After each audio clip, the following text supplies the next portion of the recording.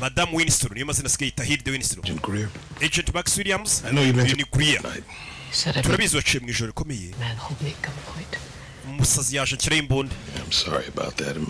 Menya byari biteye ubwoba pe cyane. Yakubwiye icyo yakoraga hano wakwatatse se? Oya va kubeshya I'm sorry. Umva. So he broke in.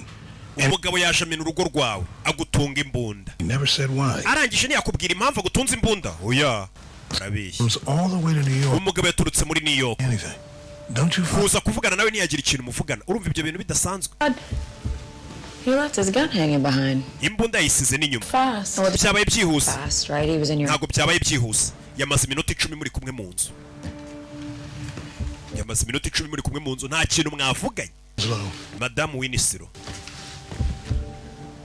Why are you lying to us? Kuki uri kutubeshya? I'm not. Ntabwo muri kubabeshya. You said you would keep me safe, and now you're treating me like a. Nari nzi ko rimwe mu ndinda none mutangiye kumfata nk'ukekwa. Used to get away.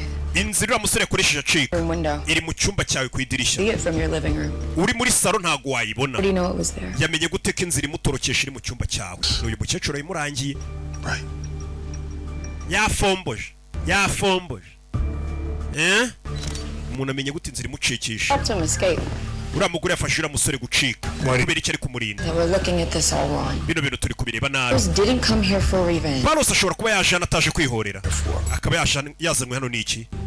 Bari basiko yaje kwicura mukecuru kumbe ntabwo yazanywe no kwihorera kuko uriya mukecuru amufashe gucika. Lady, she lies on the stand. Uriya mugore bita Hilde yarabeshye mu rukiko. Why don't you just take that to the cops? None se kuki utabibwira polisi? Who knows what they're gonna do? And abantu banshimuse kuriya cyase bashimuse umwana wanjye urakeka bakora iki? I don't need you to believe me. I need you to help Rachel. Of course I. Ntabwo nshaka kunyizera ndashaka ufasha Rachel ndabikora. What is? Even if I could get her out, and it's a big. Niyo Rachel namufasha kuva muri gereza. If she's seen helping you, she's just gonna. N'ubundi nakomeza akagufasha biraza kurangira afunzwe. Good luck. Leta mbimukuramo. Maybe she gets her sights set on something. That's it. It won't matter.